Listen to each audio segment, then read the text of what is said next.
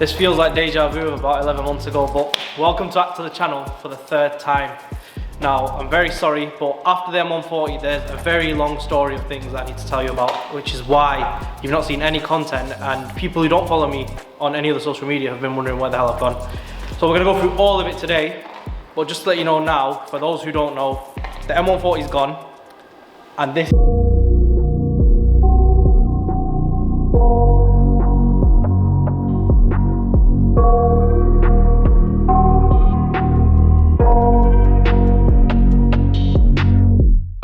So I'm going to start with why there's been no videos at all. There was a lot of problems when I got the M140 at the time that I had with the car, which I'm going to go over today. I never had the car consistently long enough to be able to make content on it, to be able to mod it up, and I only ended up having the car till March when it was finally fully written off and I lost it. And remember, we got it at the end of December. So the first problem with the car, when I got it, it was on a private plate and then we put it back onto the MC17 plate, which was the stock plate. For some reason, it was coming up on DVLA. I rang DVLA, they knew about it. But whenever I tried to put it into an insurance database on any insurance company's website, Compare the Market, Direct Line, anyone, it wouldn't come up. I rang them, they said the car doesn't exist. I started thinking the car was dodgy, but then it came up everywhere. It came up everywhere else. Even on Ask Mid, it was coming up as insured at the time because I had a temporary cover on it. So what ended up happening was I had to ring like the people who handle the data for the DVLA. It's so weird. And 2 weeks down the line is how long it took me to insure the car. So after the first 5 days I had driveway insurance on it, it was parked in here doing nothing. So 2 weeks of my time was gone there. Then the week I got it insured, I was driving it for 3 days. I was loving every minute of it. We brought it here one night, put a few mods on it that had arrived that day. We drove it away, heading back home. We've come off the motorway of a slip road, and bang, an A4 hits into the back of me. I'll throw a picture here of the damage. Quite minor, it was repairable, not categorised, nothing, but it's just another thing on top of the first thing that's already happened. Now, this happened, it turned out to be a drunk driver, 4 lads in a car, drunk driver, smashed into the back of me.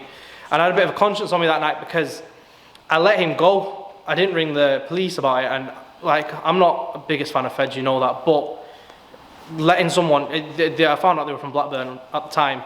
They were in Manchester, 4 of them, drunk, fucking there with plastic cups, and I didn't know what to do. And I didn't end up ringing police about it at the scene. And then once I got home, my conscience ate me up. I rang them. The plate was marked, and it turns out he did take a chase that night. And later on that night, I received a picture of the car upside down. I'll throw in a picture of it here again. After joining a police chase, they managed to hit something and flip the car. So he had 2 accidents that night. Anyway, so that was the first accident, start of January. Car's gone in to get repaired. It's not come out till about sometime in February.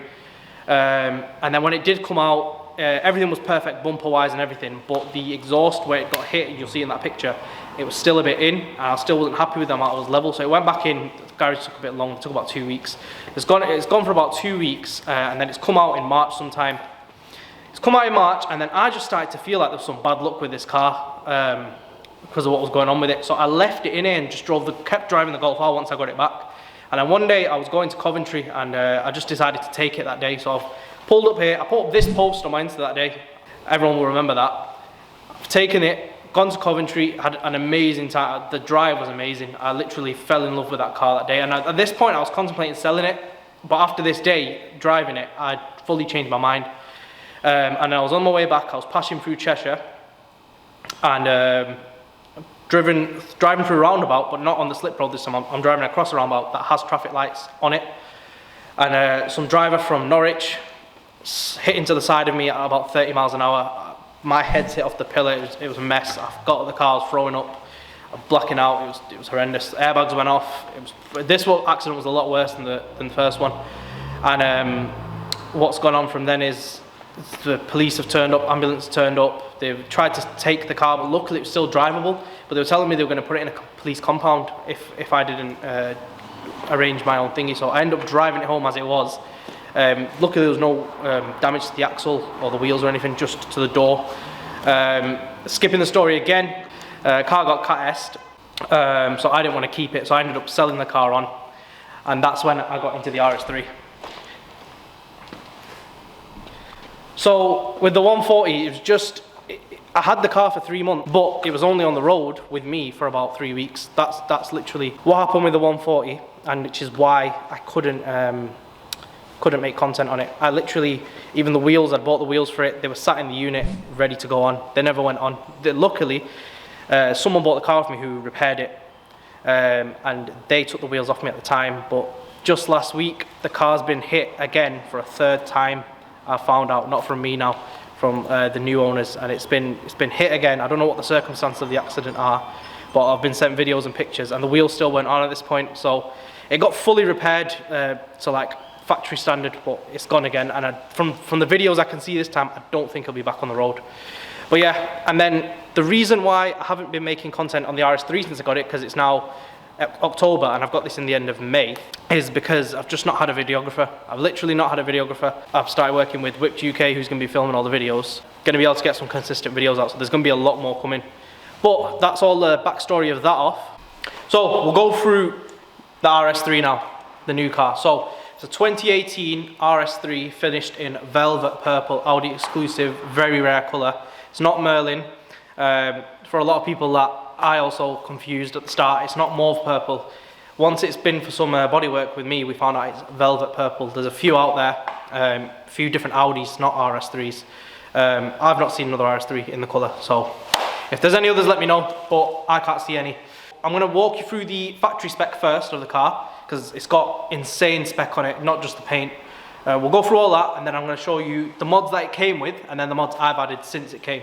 So, we'll start with the front end. So, these are not just the standard headlights, these are the Matrix LED optional headlights. So, the differences you'll notice with these over any other headlights is, firstly, the indicators on the front, they swipe. Now, no RS3 without, well, no Audi without Matrix LED swipe at all. They're just plain blinkers. So if you see an RS3 with plain blinking lights, a facelift one, it's got the normal LED headlights, but these are the Matrix. I think it's about a £2 option if I'm right, £2 or £3. And then the other difference that you actually feel besides just flashy headlights for £2 is they are adaptive, basically, just how my C63 ones were. So they move around on the road, they brighten up, dim down, they kind of anticipate the circumstances for you on the road. So when it can see a dark bend coming up, it'll brighten up the whole road. So you can see, I was on a pitch black country road in Cardiff a few months ago, and there was a car in front of me, and we couldn't see nothing in front of us. And what it did was, it's so clever, it didn't light up the back of the car so that he was blinded, the other car. It lit up around him, all around him, so he could see all ahead.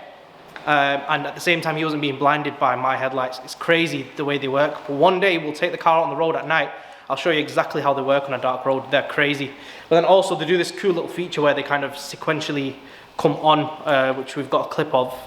You'll probably have seen it by now, or we'll throw it in now, where they kind of sequentially come on when you turn them on, which is just another cool feature of them. What else I've done with the headlights is I've actually lacquer sprayed them with 1.5 coats of tinted lacquer. So they're not the standard kind of colour, in sense of they're a bit smoked, but I didn't want it too much because I didn't want to kind of gangsterify this car. I didn't want to black it out and murder it out. So I've tried to keep it classy, but at the same time add that touch of stealth. So next thing, the black badge. It came like this, so I'm not sure if it's part of the factory black pack. I know the grill is, the black mirror caps were, so I know they're part of the factory black package, but I'm not sure about the badges, but they came in black. The changes I've made is I've added this red Quattro vinyl at the bottom, just to kind of go with the red RS3, and then on top of that I also added the red crash bars at the back. You'll notice there's one missing from this side. Please ignore it, it's doing my head in. And then the last thing I've done on the front is, it came with a Maxton splitter, which I've actually still got. I'll throw in a picture of that here. But it was very plain and a bit too boring for me, so I went with a different Maxton splitter, just with a bit more of aggression on the corners here. So I've put this one on myself. By the cinematics, you've already seen the bronze alloys that are on the car. But originally it came with the rotors, which I've still got and will be keeping. You'll notice they are darker than they come from factory. That's because they were quite curved up when I actually bought them. So I sent them in to get refurbed, and while it was there, just like the front lights, I've had a tinted lacquer sprayed onto the diamond cut edges of the wheels, which gave it that kind of stealthy look. I'll put a picture of it in here. It looked awesome, it looked amazing. But I still had people hounding me to change the wheels. So I did, and I went with something different this time, which we'll move over to these now. So what I've gone with is the Concava CVR1 bronze finished spider kind of design alloys. Now my reasoning behind this is because there's a couple, but it all ties together, which is a lot of people call this car a baby Lambo, a baby Huracan, and I feel the same way. And I've got a particular love for the purple Huracan Performantes. A lot of them come in purple with these bronze kind of gold wheels, and I love it. Now my colour is darker than that purple on the Lamborghini, so I had to go with a colour, bronze or gold, that contrasts it more. So the purple on my car is darker and the alloys are also darker. But I just think, my personal opinion, it works. It's stunning. I think it looks amazing, especially with the red accents. I think it's just 10 out of 10. Now I've had a lot of mixed reaction to the alloys online. For the people who've already seen it, I've had people saying it's the best looking RS3 in Europe, in the world, in the country. Others have said I've ruined it, I've gone over the top. I love it, and each time I put a picture up, I think people are starting to see more what I can see. I think at the start people couldn't. I also think the first set of pictures I put up didn't do the look justice. But I can see the reaction changing slowly. Like my engagements on Insta have just blown since I put this up. Even on TikTok, people are just going crazy. So it's probably a 90-20 or 80-20 or 90-10 split on these alloys. But you let me know what you think in the comments. Do you prefer the blade with the tinted lacquer, or do you prefer the CVR ones in bronze that I've put on? For me, it's got to be the CVR ones, but I did love the OEM look. The next thing is the side skirts. Now the car didn't come with these, I've added them. They are maxed in side skirts in gloss black.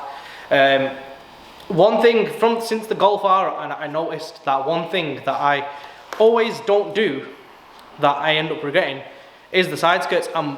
It actually makes a massive difference, the side skirts. Like, it just adds such a stance to the car. You'll see on all the cinematic shots here that the stance there adds to the car. It's just like a finishing touch. The Golf R I thought was perfect when I had it done without side skirts, and when I added them I realised how much it was missing. And then on the C63 I did the same thing. I never put side skirts on it. So as soon as I got the 140, it was actually one of the first things I threw on. When I got the splitter, I ordered the skirts with it, and I didn't miss out that time. And the same with this. When I got the splitter changed, I also got the skirts done. It's a big mod, and I think on any car really that you're modding up, it should be done. If you're doing a full body kit, don't miss out on the skirts. I know it annoys people that they're like 200 quid just for like the side panels compared to like a splitter or a diffuser, but it just completes the whole look of the car. When I show you the rear end, you'll understand more with my car why it kind of just balances the whole car out. So the next thing I did was, I did this the day the car came. I added the swiping indicators on the mirrors that you can't get them from factory, just to match the fronts and the rears. So all around now they are sequential. Also it came with some fake carbon mirror caps, but luckily the owner gave me the original Audi ones that came on the black pack, so I threw them on as well. If you know me, you know I'm not going to get a car without a pan roof or a sunroof. So obviously, yeah, the car came with the pan roof spec as well. It's just a me thing. All my cars have to have a sunroof or a pan roof. I will not buy one without one. Simple as that. Right, so moving on to the inside is where the specs get a bit crazy in here. So to start off with, super sport seats, obviously. I can't stand the normal seats. When I was actually looking at the car, there's a bit of a funny story with it.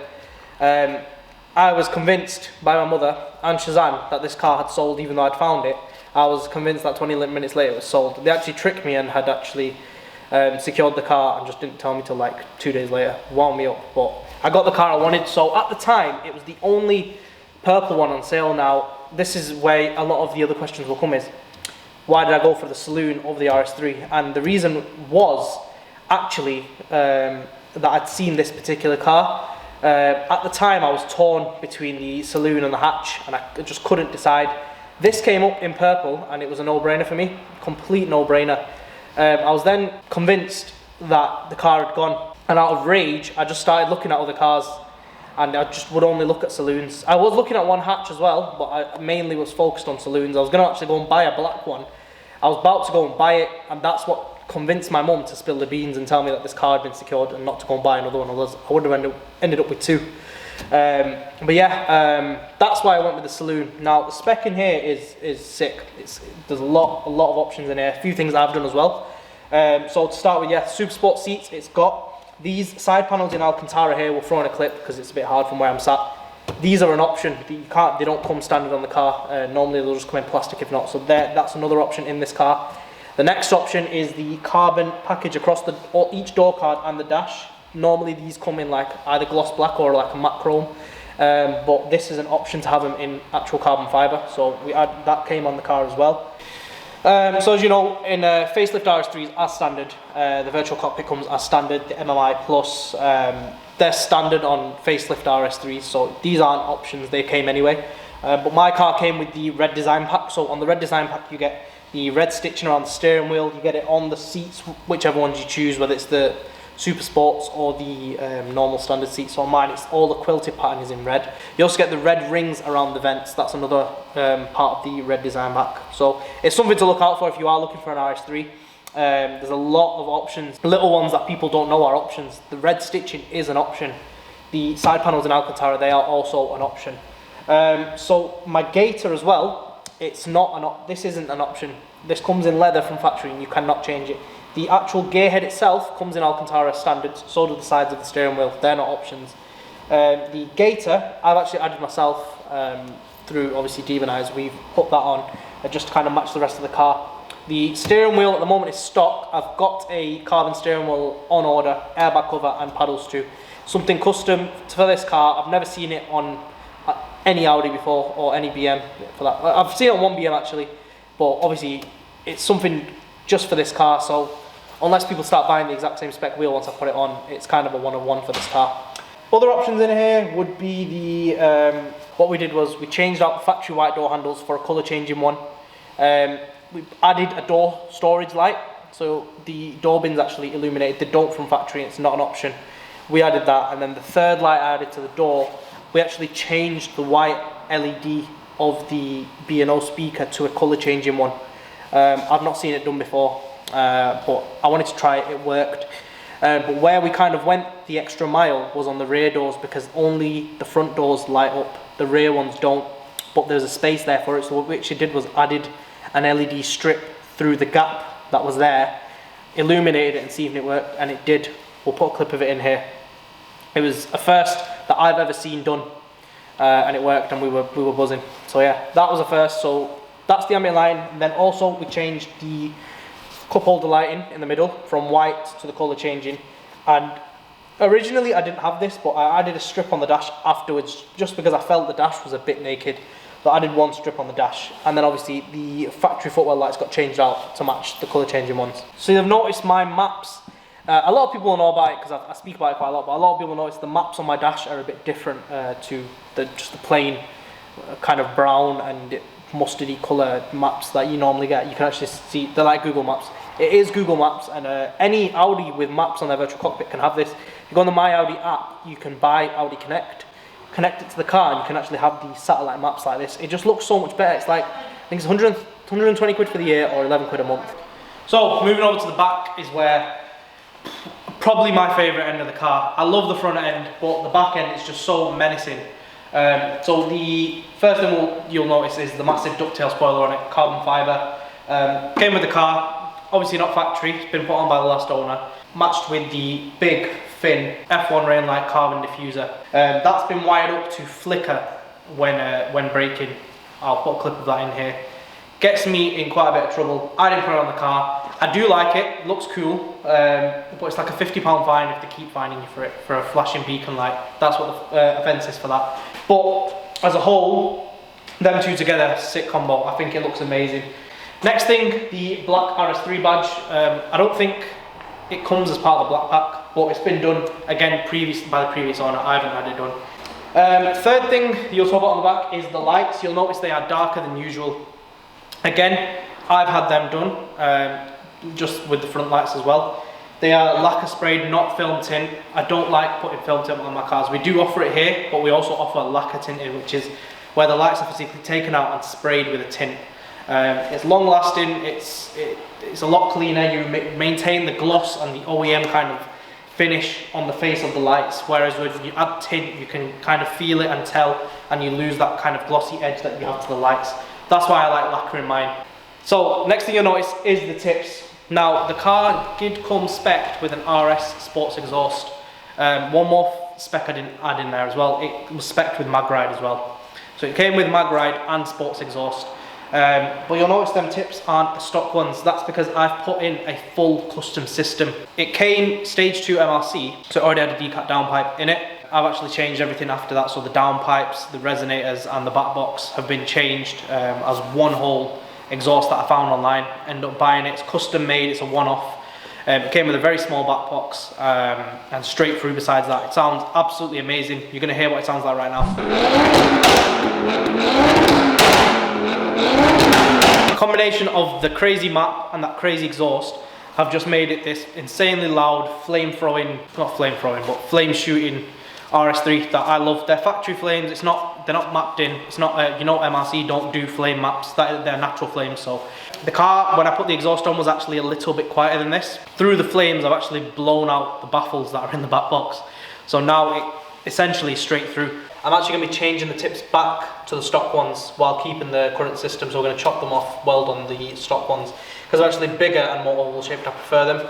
Also, these were painted gloss black, and through the flames they've kind of cracked, whereas the RS Sports exhaust comes kind of matte black, but the metal itself is matte black, so they're not going to crack with the flames or anything. So it's kind of a win-win to change them back. Oh, final thing to talk about is the map that's on the car. Now, it's an MRC Stage 2 tune. It's got a TVS, I believe, Stage 2 gearbox as well. It's insanely quick. The thing that kind of blew me apart with this car was the power delivery for a little saloon, and in the case of the hatchback, a little hatchback. How this car just takes off, it's insane. But for me, this car is just completely taken me away from the Golf R, which I will be selling. There's going to be one more video on the Golf R before it goes, just showing you where it's at now at the point of sale, because there is a lot that's changed on it since you last seen it. There'll be that video and then the car's going. But yeah, what we'll do now is, I want you to hear the exhaust, I want you to see how this thing takes off. It is wet today, so it might not be 100%, but you'll hear just how good this car sounds, how good it looks outside. So we'll do some flybys, some rollers, and then yeah, we'll close up the video there, ready for the next one.